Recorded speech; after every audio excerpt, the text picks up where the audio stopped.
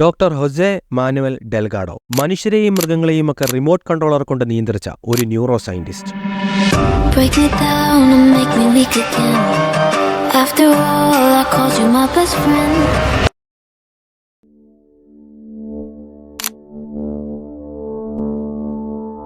സാങ്കേതികവിദ്യ മാന്ത്രികൻ എന്നറിയപ്പെടുന്ന doctor Jose Delgado തനിക്കെതിരെ പാഞ്ഞെടുക്കുന്ന കാളയെ തന്റെ കൈകളിലിരിക്കുന്ന റിമോട്ട് കൺട്രോളർ കൊണ്ട് നിയന്ത്രിച്ചു നിർത്തുന്ന ദൃശ്യങ്ങളാണിവ. 1960-കളിൽ ഡെൽഗാഡോ നടത്തിയ മൈൻഡ് കൺട്രോൾ എക്സ്പെരിമെന്റുകളുടെ ഭാഗമാണിത്. തന്റെ പരീക്ഷണങ്ങളിൽ കാളയെ നിയന്ത്രിച്ചു നിർത്താനും വട്ടം കറക്കാനും വശങ്ങളിലേക്ക് ചലിപ്പിക്കാനുമൊക്കെ റിമോട്ടുകൾ കൊണ്ട് ഡെൽഗാഡോയ്ക്ക് കഴിഞ്ഞിരുന്നു.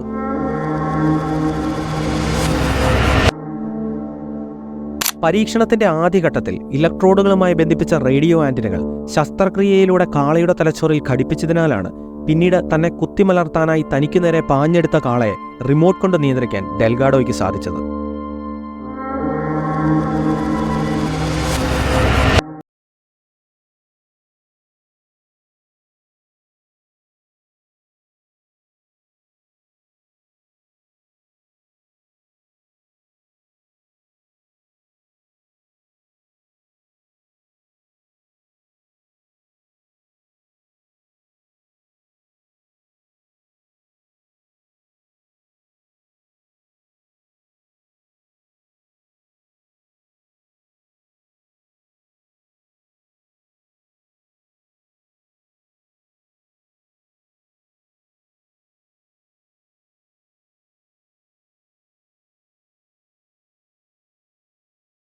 പ്രകടമാകുന്നത്